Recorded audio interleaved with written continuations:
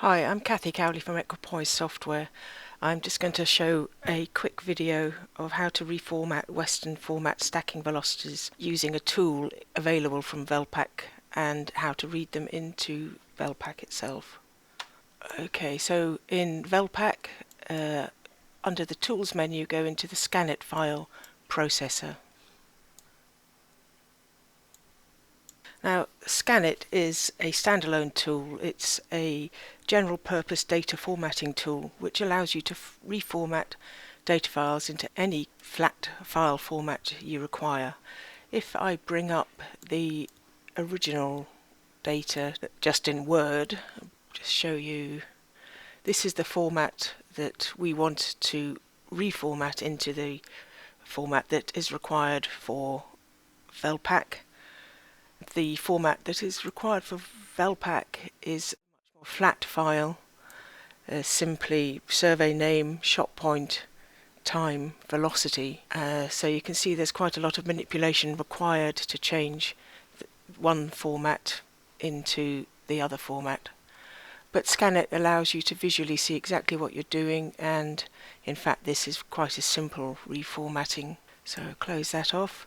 I shall get the data open.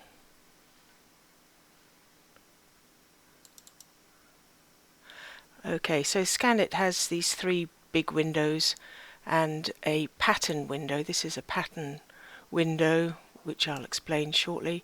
The input window here, where I've just read in the data. There's a middle window for working out exactly what data you want to extract, and the output window is at the bottom. So typically the users would use the pattern window as the means of extracting required data from the input window as a subset of data to be placed in this middle window, and then this subset would be displaying the data in a way that allows the extraction of columns of data to be processed and displayed in the bottom output window. First of all, we need to extract the line name. If we just scroll down here, we'll see we have more than one line name, of course, but they are not in a flat file yet. So we need to look for a pattern that will identify the line that contains the line name. And what better than to just select the word line. So I selected it. It came up, you have chosen the following line.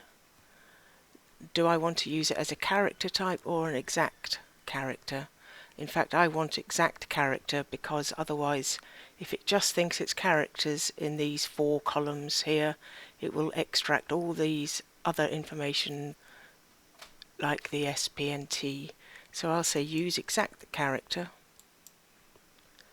And in this middle window here, it is now showing us just the line name lines that have been extracted.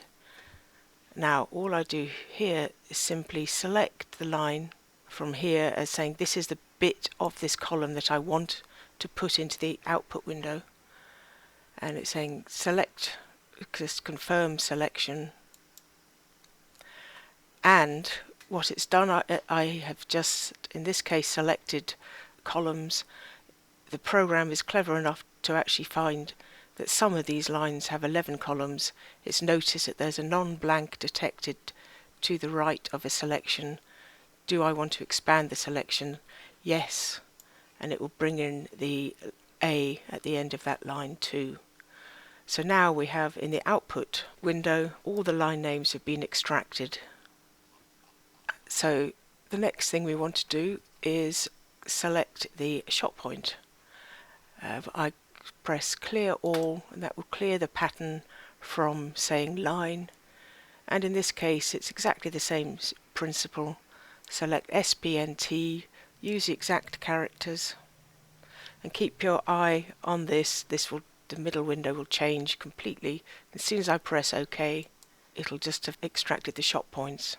So again, I just select the actual shot points, just confirm it, and the shot points have fallen into the next column in the output window. So now we have the shot points next to the line names. Now the actual time velocity pairs are a little bit more confusing to work on, because we want these pairings that are currently in a row, and let's get this up, we want them to fall in pairs in columns of time and velocity. Of course, Scanit has the facility for doing that. That's why it was developed, and it's called the unwrap option. First of all, I'm going to clear the pattern and select the unwrap option. So I clicked on the unwrap action icon, and these two windows here are related to the unwrap. The default 2 in the first unwrap window refers to the number of fields to keep within the unwrap. So the default is 2, so it'll be a pair of values followed by another pair of values. Now the 0 is how many fields to skip between the pairs.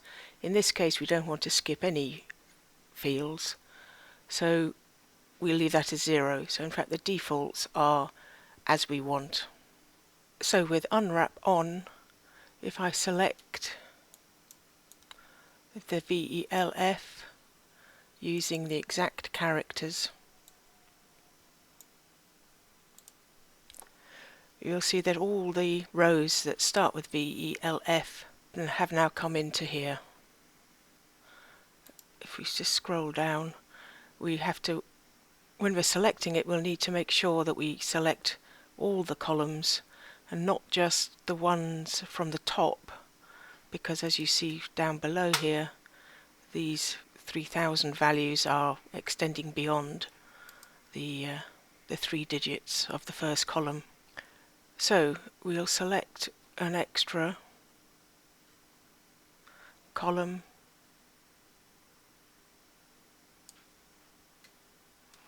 it's set to unwrap status is true because we want them to unwrap the pairs as we've said. And there we have it. It has filled out the line names, which were previously just line name shot point. We now have a number of line names and shot points for the set of time velocity pairs that have been unwrapped. In the input data file, if we just go down to this particular line, because this had the second line of time velocity pairs, if I move down to that in here,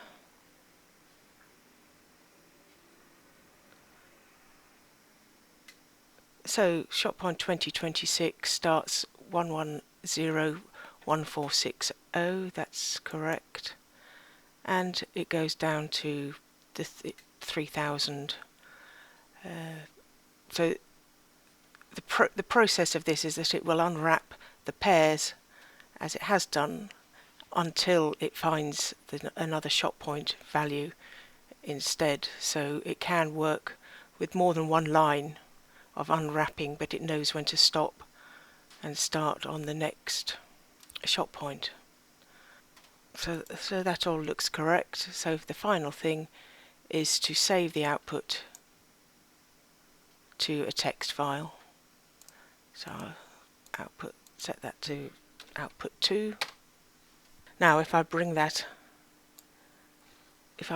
up,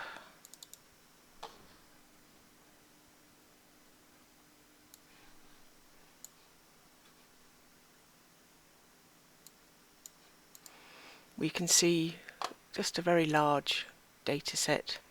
I always like to check the very final values are exactly as the original. So bring up the original, go down to the very bottom,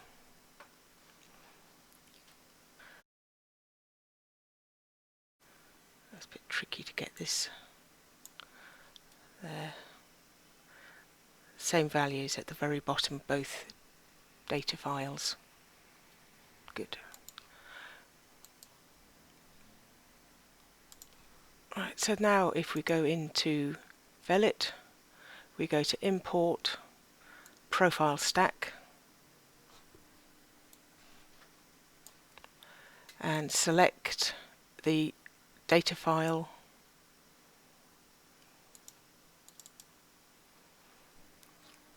Lines within VelPAK brought in from elsewhere are prefixed with the survey name. The prefix option here will add the survey name to the line name of your stacking velocity files. So just select that and press OK. Now I can't actually show you the data in VelPAK because I don't have any line data in here that relates to these example stacking velocities. So you must have the lines already imported into VelPAK before you bring in the stacking velocities. So that's as far as we can go with this for now. I hope that Scanit works for you and the format is the same. There are some examples. If we go into Scanit, there's a help, and in here is worked examples for Scanit, and the data is supplied in the VelPAK area of your release, that you could work through these examples step by step with the data supplied. So there we are. Thank you for watching.